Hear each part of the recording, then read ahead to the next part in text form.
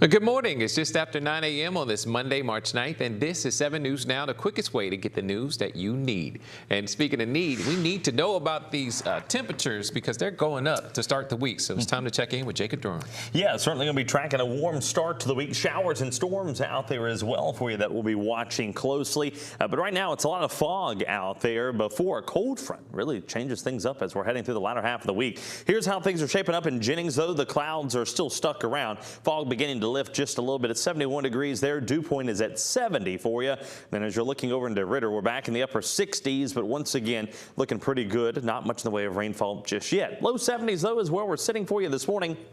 72 in the lake area to Oakdale to Chenault at 71 in Jennings, 69 in DeRidder to 69 there in Fort Polk. These numbers will gradually climb as we're heading throughout the afternoon. 61 as you're making your way up towards Little Rock, 66 in Dallas to 52 Nashville and 63 in Charlotte. So that warmth is really overspreading the deep south. But I do think that we'll see some of these showers and downpours continuing to stick around as we're heading throughout your Monday afternoon and evening. Once again, those will be picking up and lifting off to the north and east with time, but fairly quiet weather out there for you as well, as we'll be falling back in the upper 60s by tomorrow morning. Could be dealing with a little bit of a strong breeze at times too, 10 to 15 miles per hour. That'll continue into tomorrow. I think we'll be spottier in coverage in terms of these showers and storms, which will be great news in that department. But if you are going out doing a little bit of fishing today, just keep in mind it's going to be quite choppy out on a body of water, but we are keeping a close watch on the latter half of the week. We're tracking rain chances. Some of that could bring some strong to severe storms for portions of Louisiana. Join me coming up on First Alert Weather Extra.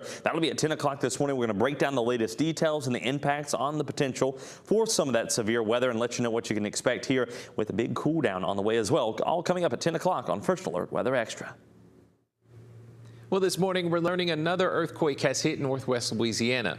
It happened last night according to preliminary data where a magnitude 2.5 earthquake was recorded 3 miles southwest of Coshada at a depth of approximately 3 miles. On a 2.5 magnitude quake is considered minor and typically does not cause damage. It can sometimes be felt by people close to the epicenter, especially in quiet conditions or upper floors of buildings. And it was a crazy weekend for travelers with long lines and wait times at several airports due to the partial government shutdown. Delays were noted at New Orleans Louis Armstrong International Airport and Houston's Hobby Airport, and officials say that a limited TSA staff contributed to the slowdown. The Department of Homeland Security, which oversees TSA operations, has been without funding since February 14th. And all lanes of the I-10 bridge in Lake Charles are cleared this morning, but that wasn't the case overnight Friday into Saturday morning, where Westlake police say that 2 vehicles were involved in the crash, including an 18-wheeler hauling cars, which overturned, and it did some serious damage to the bridge as well. And following the crash, diesel fuel started leaking, sparking flames. It sounded like the gates of hell opened. It was extreme, intense. And again, the interstate has reopened in both directions, and DOTD crews had to remove a damaged guardrail and install a new one. Now to an update on a story we brought you back in December. An abandoned camp in Allen Parish has been removed from following concerns from residents and state agencies. A resident who lived across from the camp said that it had been deteriorating for years and eventually collapsed this past summer. And an investigation was launched by the State Department of Wildlife and Fisheries, who determined that the camp was in violation of the Scenic River Act. So the owners of the camp were required to clean up the property. And Louisiana lawmakers are set to gather at the state capitol at noon today for the 2026 regular session.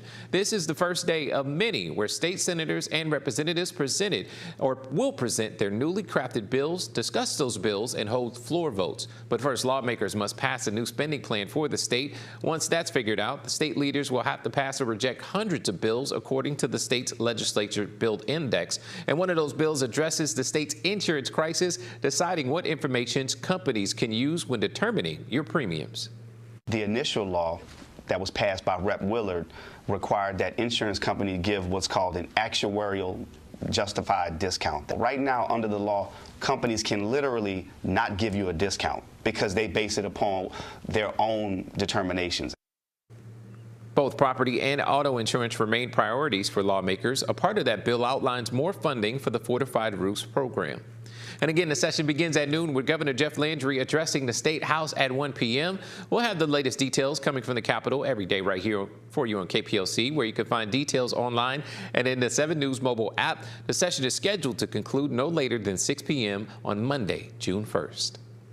And since 2026 is an even year, this will be a fiscal session. Passing a budget to run state government is both the highest priority and hurdle for lawmakers. One budget-related bill is expected to cause big debates involving funding for education. Governor Landry reportedly wants to double funding for the LA Gator program, which gives parents money to pay for private and homeschooling. But Senate President Cameron Henry wants to see more results first. It's only been in effect for 1 year, and historically we don't double someone after 1 year of work. We want to see what the numbers look like. The students that are there, are they in a good program? Are they successful? Critics of the LA Gator program says that it could negatively impact the state's public school system. And the race to take Senator Bill Cassidy's seat in the U.S. Senate is intensifying. He's facing several challengers from both political parties, and he's just challenged his top rival to a series of debates. Cassidy is asking Representative Julia Letlow to join him in 3 televised debates ahead of his closed primary election. And in the statement, Cassidy says, quote, "My experience and seniority matters when it comes to getting results, something Congresswoman Letlow simply doesn't have." But let's have that discussion with Louisiana voters. Political analyst Clay Young says that it's up to Letlow to decide if it will help or hurt her campaign. There is no clear number one. And I think if you are wondering how can you set yourself apart, you have to consider the value and the platform and really look hard at whether or not you want to be in front of a crowd. As of right now, Representative Letlow has not responded to Senator Cassidy's challenge. The primary election will be held on May 16th. And if you're watching this newscast and you're a Dish Network customer, listen up. Dish customers could lose access to KPLC by tomorrow, where Dish and KPLC are working to reach a renewal agreement. But tomorrow evening is the deadline for a deal. If an agreement is not reached, the Today Show, NBC Nightly News, or 7 News will no longer be available to customers. If you're a Dish customer, you can help make sure that the shows and news that you love remain in their lineup by contacting them using the number on your screen. And KPLC is always available for free if you use an antenna, or you can also see our newscast by downloading our free streaming apps for Android, Roku, Fire, and Apple TV.